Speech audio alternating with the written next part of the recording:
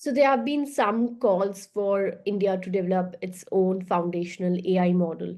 Do you think it's necessary for India at this stage to have a foundational model of its own? And if an Indian startup did want to build a foundational model today, what would we need to do, or what support would it require? Firstly, no country has built a foundational model. The foundational models have been built by companies. So there's no US foundational model. There are probably 5 or 6, right? And there's no Chinese model.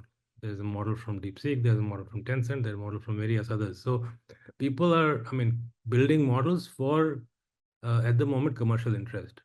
And building an AI for national pride doesn't make much sense.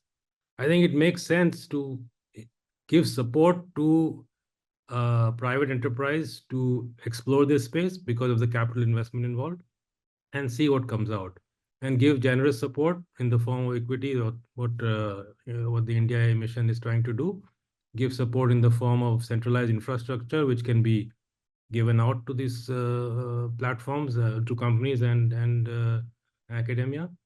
And of course, for national security purposes, there probably has to be, I would call it a secret investment in some sense, which is not open to everybody and not in the public gaze, because you certainly don't want all the counter terrorism surveillance and intelligence that you're going to be doing using AI to be going across the world, right?